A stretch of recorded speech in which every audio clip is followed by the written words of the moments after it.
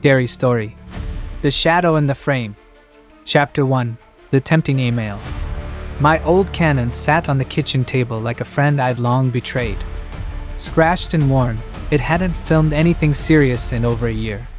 The last time I used it was at Nick's barbecue.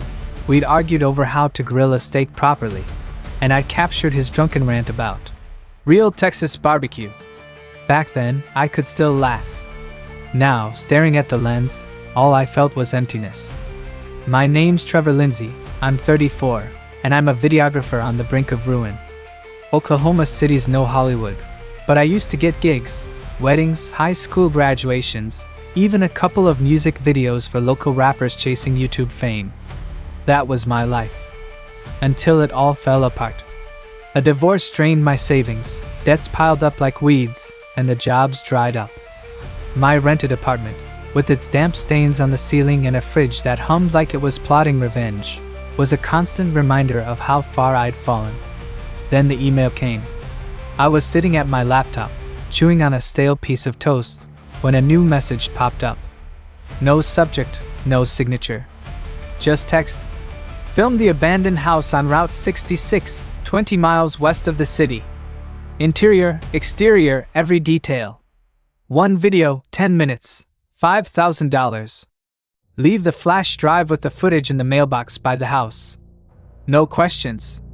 At the bottom, coordinates, an address, and a card number for the deposit. $5,000 for a video. I nearly choked on my coffee. I read the email 10 times, searching for the catch. It reeked of a scam, but an hour later, $2,500 hit my account.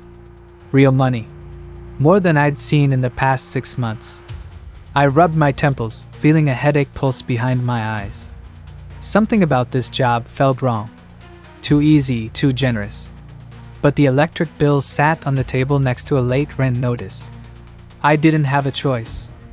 I grabbed the camera, wiped the dust off the lens with the sleeve of my old flannel shirt, the one I'd worn since college, and tossed it into my backpack.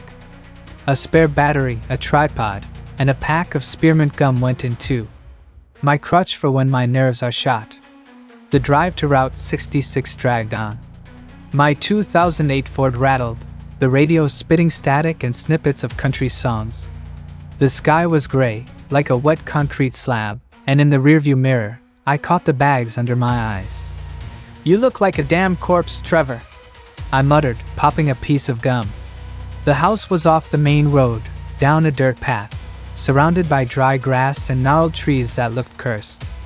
2 stories, peeling paint, boarded up windows. It was a relic stuck in time. A rusty mailbox by the road creaked in the wind, like it was whining about being forgotten. I parked, grabbed the camera, and started filming. Cracks in the walls, chipped paint, dead ivy strangling the porch. Standard abandoned stuff. I'd shot places like this before for bloggers chasing spooky content. But something here was different. The silence. No birds, no bugs. Just the wind and the creak of wood, like the house was breathing. Inside, the smell of mildew hit me like a slap. The door gave way after a few shoves, and I stepped into the dark. Floorboards groaned under my sneakers, my flashlight beam catching fragments of a lost life, a sagging couch, an overturned table, a shattered mirror in the hallway. I switched on the camera, trying to keep the frame steady. "Just do the job, Trevor.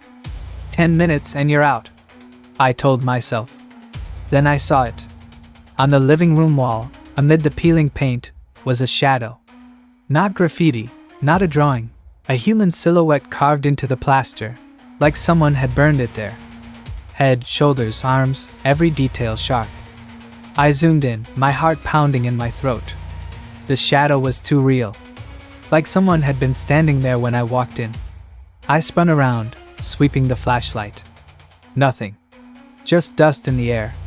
Chapter 2, An Unseen Guest. I forced myself to keep going. Filmed the living room, the kitchen with its rusty sink and a cracked plate with a sunflower pattern lying in the corner. The hallway was narrow, wallpaper hanging in strips like flayed skin. The camera hummed softly, capturing every step. But the longer I stayed, the stronger I felt it, Someone was watching me. It wasn't paranoia. I know what it's like to be alone in a place like this.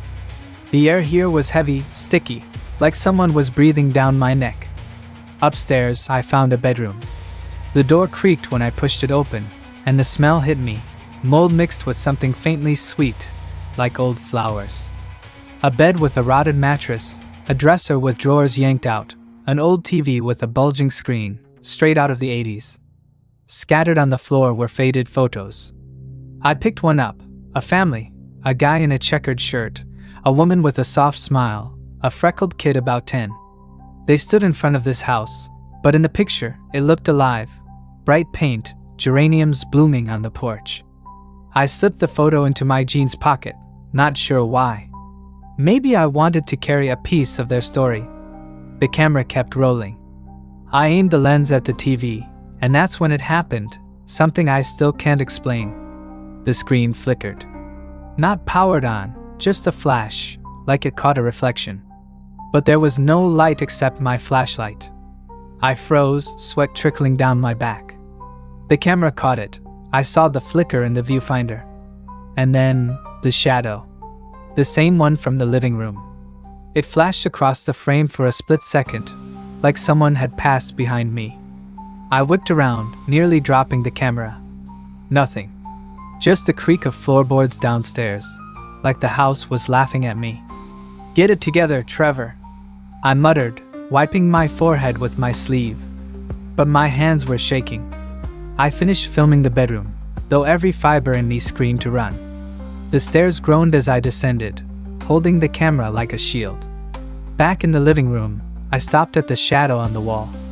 It looked different now. The head was tilted, like it was watching me. I compared the footage to what I saw. It wasn't the light. The shadow had moved. I stumbled out onto the porch, gulping cold air. The sun was setting, and the trees' shadows stretched toward the house like claws. I sat on the steps, popped another piece of gum, and chewed hard, trying to calm my nerves. $5,000. That's why I was here. For that, I'd pay my rent, buy real food, start over. But I knew I couldn't just leave. I switched on the camera's playback to check the footage. Living room, kitchen, bedroom, all there. But in the hallway, one frame showed something I hadn't seen while filming. In the corner by the stairs stood a figure. Blurry, faint, but unmistakably human. It didn't move. It just stared into the lens. I rewound. The next frame, it was gone. Chapter 3, The Basement. I sat on the porch for 10 minutes, watching the sky turn blood red. The camera rested on my lap, its weight grounding me, like an old talisman. I could drive away. Right now.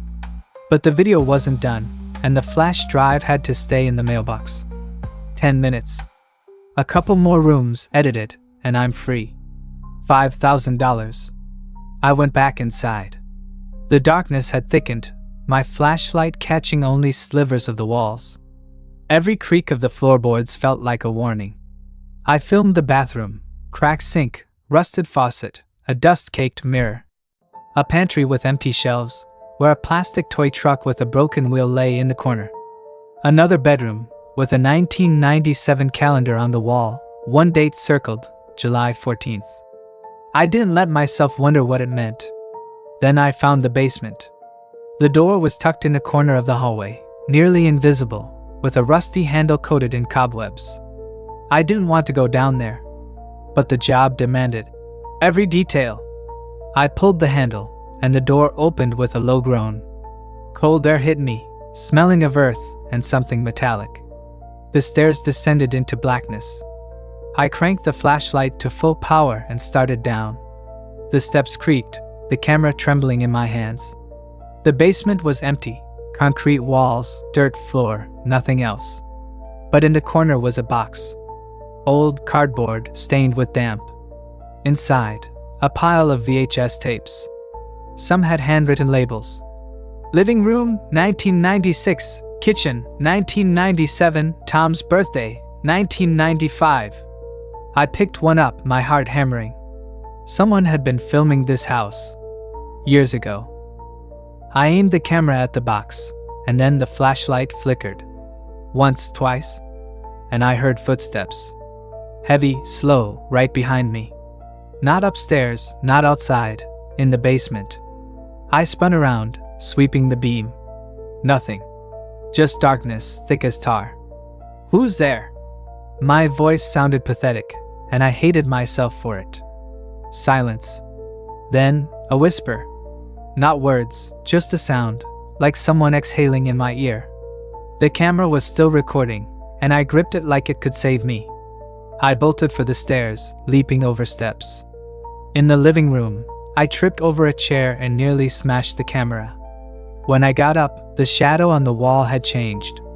Now its arm was outstretched, pointing at the door. I didn't stop to look. I ran to the porch and slammed the door behind me. I left the flash drive in the mailbox, as instructed. Tossed the camera onto the passenger seat and floored it back to the city, not looking back. At home, I locked the door twice, turned on every light, and sat down to edit the video. 10 minutes as ordered. I cut out the part with the figure in the hallway. I didn't want anyone to see it. I didn't want it to be real. Chapter 4. The Shadow Lingers. Editing took half the night. I sat at my laptop, chewing gum until my jaw ached, while coffee went cold in a mug with the logo of a local radio station. The apartment smelled of damp and cheap cleaner I'd used to scrub a stain on the carpet. Outside, the city hummed cars, distant sirens, someone's laughter. But inside me was silence. The same silence from the house. I copied the video to a flash drive for the client and noticed an extra file on the memory card. Titled, Trevor_basement.